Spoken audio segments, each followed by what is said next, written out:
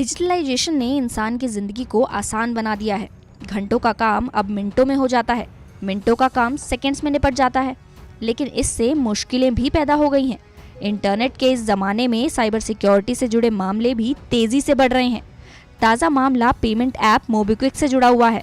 एक cyber security researchers ने दावा किया है कि मोबीक्विक के सर्वर से कथित तौर पर 35 लाख यूजर्स से जुड़ा केवाईसी डेटा लीक हुआ है। यूजर्स के इस निजी डेटा को डार्क वेब पर बेचा जा रहा है। इसमें यूजर्स की निजी जानकारियां शामिल है। मोबीक्विक सर्वर से डेटा लीक होने की जानकारी फ्रेंच व्हाइट हैकर और सिक्योरिटी रिसर्चर्स एलॉयड एंडरसन ने ट्विटर के जरिए दी थी। रिपोर्ट्स की माने तो मोबीक्विक से लीक हुए डेटा को डार्क वेब पर 61,14,000 रुपए में बेचा जा रहा है। साथ ही हैकर्स बायर्स को डेटा का एक्सक्लूसिव एक्सेस देने को भी तैयार हैं।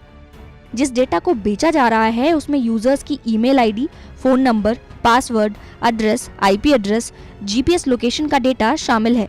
इसके अलावा यूजर्स की पासपोर्ट डिटेल्स, पैन नंबर और आधार नंबर को भी बेचा जा रहा है।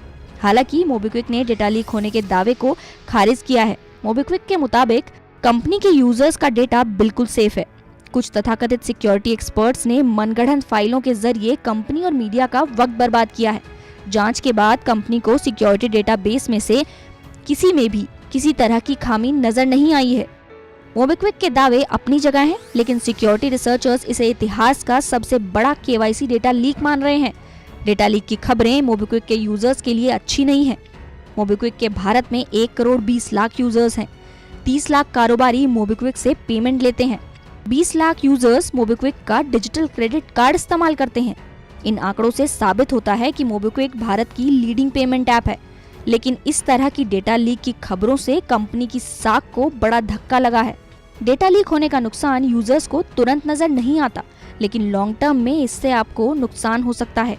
हैकर्स के पास आपका नाम है, लोकेशन है, एड्रेस है, फोन नंबर है और इस आधार पर हैकर्स के लिए कई चीजें मुमकिन हैं। इन सब जानकारियों से वो आपकी कुछ और संवेदनशील जानकारियां कलेक्ट करके आपको कई तरीके से नुकसान पहुंचा सकते हैं।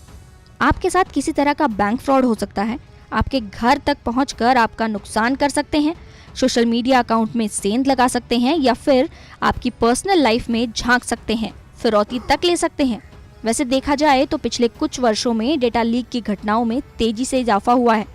नेशनल साइबर सिक्योरिटी एजेंसी के मुताबिक 2017 में 53,117 डेटा लीक घटनाएं हुई, जबकि 2020 में इनकी संख्या बढ़कर 11,58,208 हो गई। भारत में डेटा लीक के मामले बढ़ने की एक वजह है इस पर कड़े कानून का ना होना। डेटा सिक्योरिटी से जुड़ा भारत में अभी कोई अलग से कानून नहीं है। सरकार सिर्फ सूचना प्रौद्योगिकी अधिनियम की धारा 43A के तहत डेटा की सुरक्षा के लिए दिशा निर्देश देती है। लेकिन डिजिटलाइजेशन के इस युग में डेटा सुरक्षा को लेकर कड़ा कानून बनाने की जरूरत है, ताकि आपकी और हमारी निजी जानकारियां सुरक्षित रहें।